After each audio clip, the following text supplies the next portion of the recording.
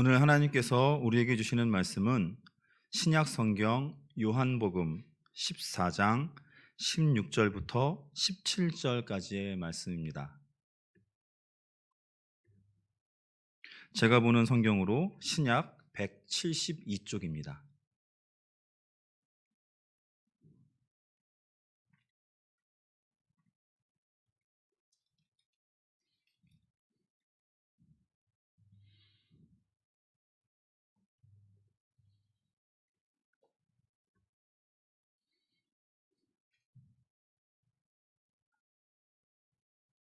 신약 성경 요한복음 14장 16절에서 17절까지의 말씀을 봉독합니다.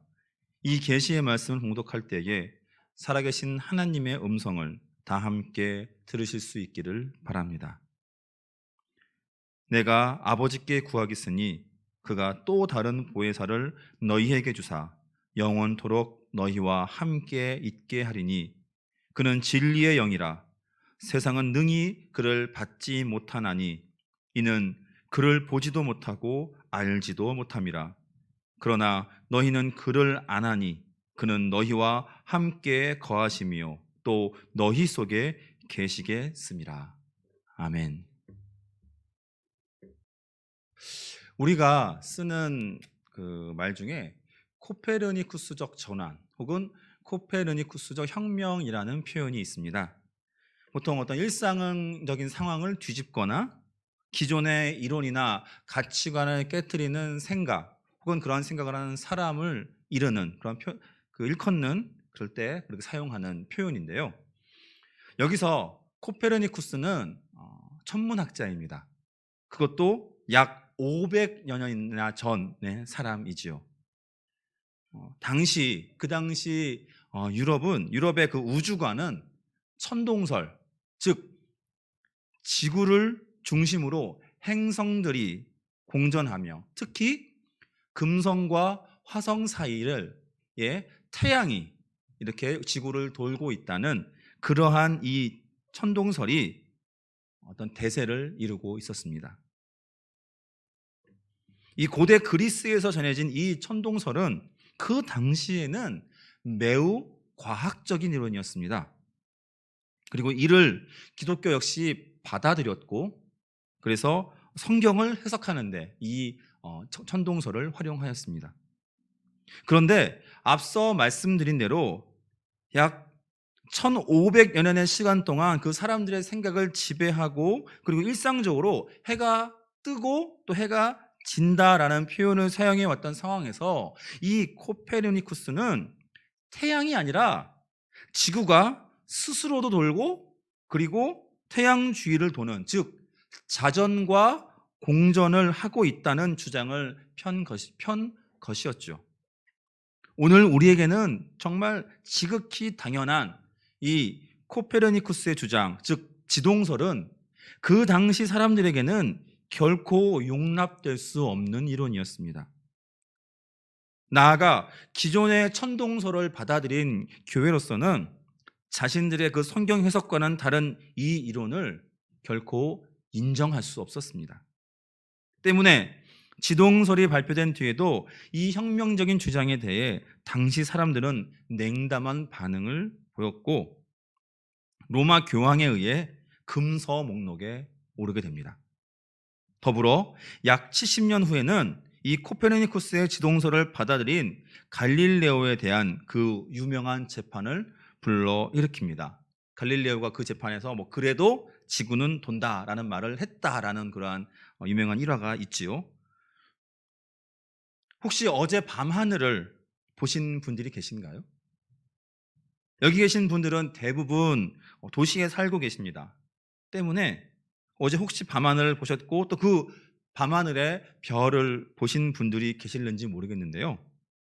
그런데 계시다면 어쩌면 그 별은 별이 아니었을지도 모릅니다. 네, 바로 인공위성에서 나오는 인공위성의 그 불빛이었을 가능성이 매우 큽니다.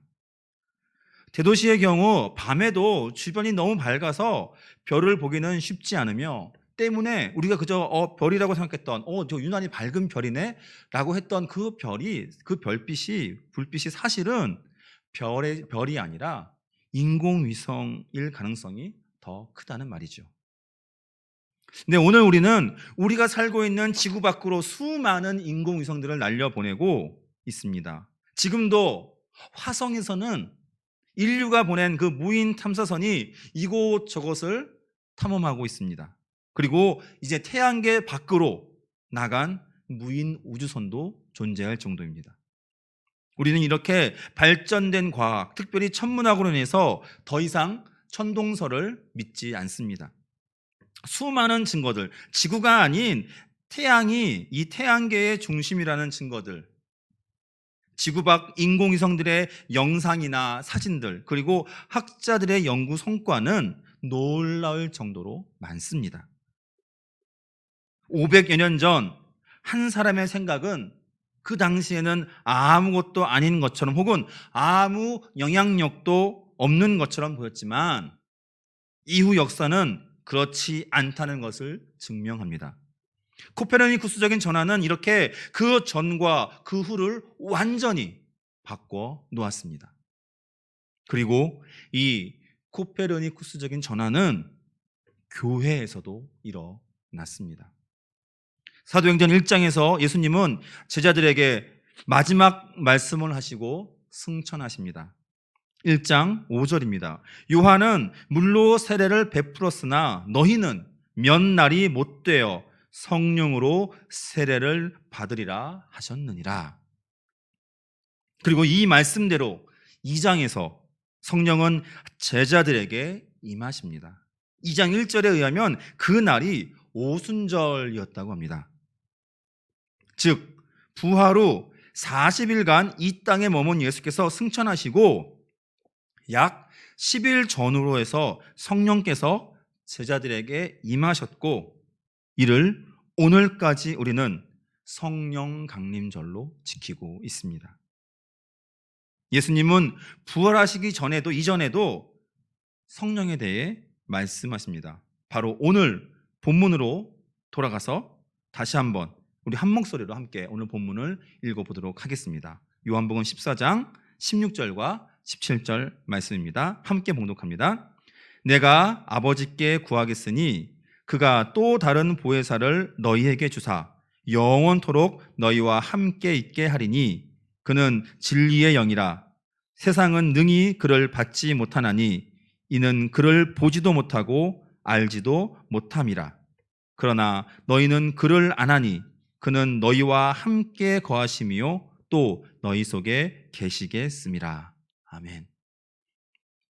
예수님은 제자들에게 당신은 이제 아버지께로 돌아가지만 당신을 대신할 또 다른 이, 바로 성령이 우리와 함께 할 것이라고 말씀하십니다.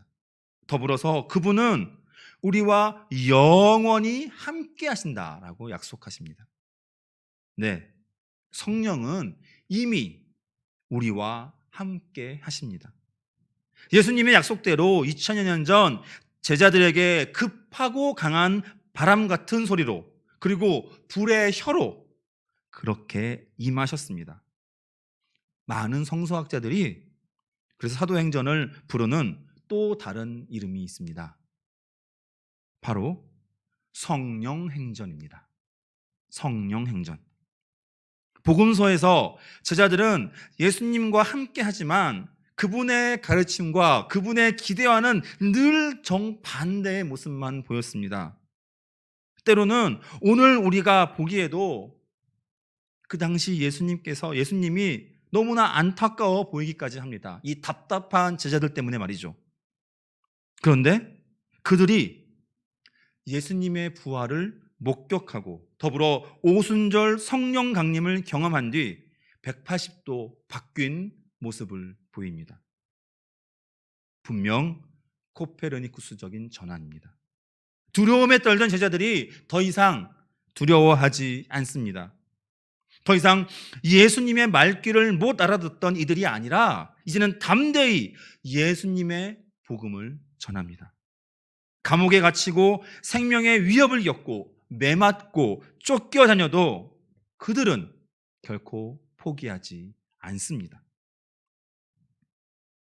성령이 하셨습니다. 성령으로 충만한 교회는 눈앞의 두려움과 핍박에 굴복하지 않았습니다.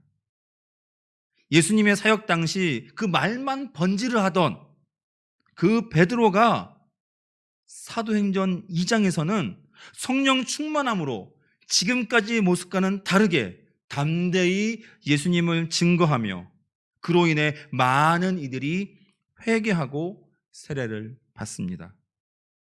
그리고 이후 그는 그 자신의 생명을 걸고 복음을 전합니다. 그리고 마침내 그의 마지막은 순교자의 자리였습니다. 그러나 이것은 그저 하나의 예일 뿐입니다. 사도행전에 따르면 성령이 충만하여 복음을 전하거나 성령의 이끄심으로 행한다거나 성령의 도우심을 받았다는 표현이 수없이 나옵니다. 찾기 결코 어렵지 않습니다. 제가 여기서 하나하나 찾아가며 여러분들에게 알려드릴 필요도 없습니다. 예배 후나 혹은 댁에서 쉽게 찾아보실 수 있습니다. 여러분의 스마트폰의 성경 어플이나 컴퓨터에서 성경을 볼 수 있는 사이트에 한번 들어가 보십시오. 그리고 검색창에 분명히 검색창이나 혹은 돋보기 모양이 있을 거예요. 거기를 클릭하시고 그런 다음에 성령을 검색해 보십시오. 각 책별로 성령이란 단어가 있는 것이 막 검색될 것인데요. 특별히 이 사도행전에서는 50회 이상 성령을 언급하고 있습니다. 그리고 언제나 교회가 행동하기 전에 성령의 충만함으로 혹은 성령의 이끄심으로 저들이 행하고 전하고 있음을 우리는 발견할 수 있습니다. 예수께서 부활하시고 승천하시며 약속하신 이 성령의 임재는 이처럼 교회의 역사에 코페르니쿠스적인 전환을 가져왔습니다. 로마 제국의 저 변방에 그리고 저 작은 무리가 바람 앞에 등불처럼 쉽게 꺼질 것처럼 보였던 저들이 오히려 제국의 그 수많은 그 강하고 위대해 보였던 그 수많은 우상들을 무너뜨리는 역사를 우리는 기억하고 있습니다. 성령이 하셨습니다. 때문에 우리는 오늘 이 성령 강림절을 기억해야 합니다. 그리고 어쩌면 확실히 다시금 이 코페르니쿠스적인 전환이 오늘 교회에 필요함을 깨달아야 합니다. 언제부턴가 오늘 교회를 비판하며 초대교회로 돌아가자, 초대교회의 영성을 회복하자, 또 성령이여 오소서, 성령의 바람을 불어주소서라며 마치 성령이 더 이상 우리 곁에 없는 것처럼 혹은 초대교회만이 진정한 교회인 것처럼 이렇게 외치는 소리들이 들리고 있습니다. 네, 물론 오늘 교회가 과거와는 다른 모습을 보이고 있음은 사실입니다. 성령의 그 역동성도 보이지 않는 것 같습니다. 진짜로 성령이 우리와 잠시 떨어져 있는 것처럼 그렇게 느껴지는 것 같기도 합니다. 그러나 우리가 놓치고 있는 것이 있습니다. 성령은 우리 곁을 떠나신 적이 단언컨대 결코 없습니다. 날마다 여기저기서 성령이여 오소서, 성령이여 임하소서, 성령이여 함께 하소서라는 그 수많은 기도 소리에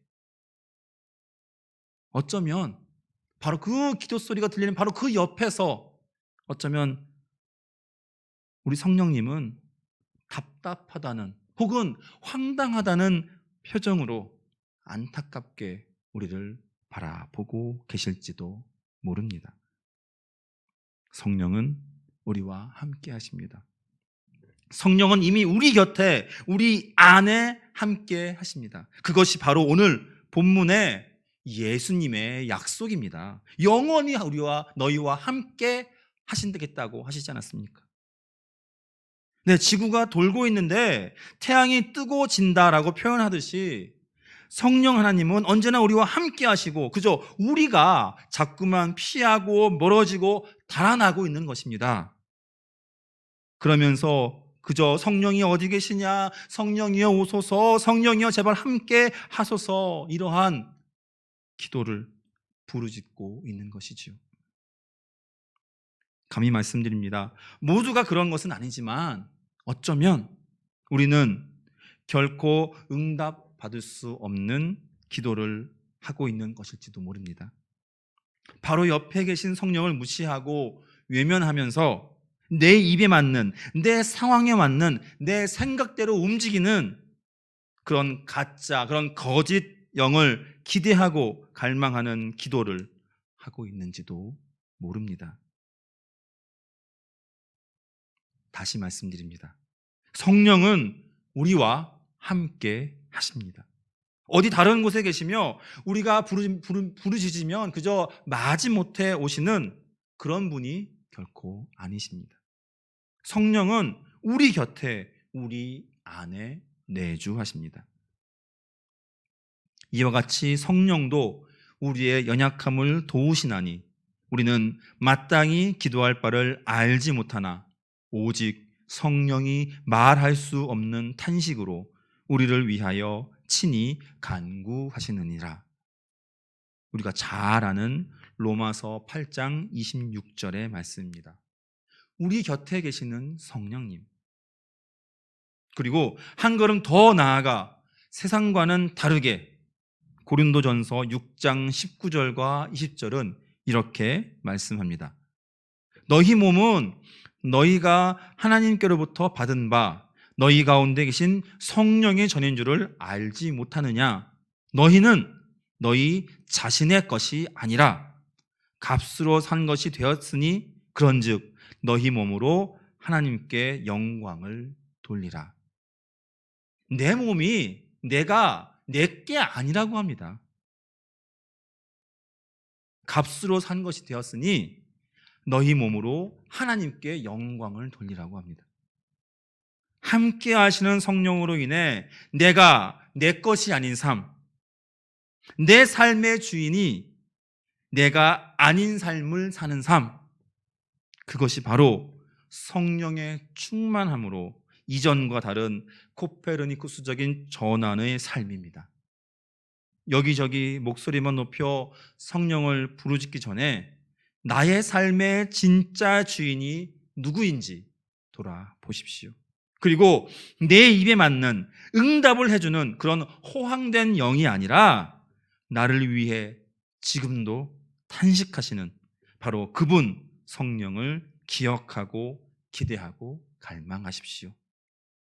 성령의 충만함으로, 성령의 내주하심으로 그분의 인도하심대로 살겠다 결단하고 변화되는 우리 모두가 되시기를 기대하고 소망합니다.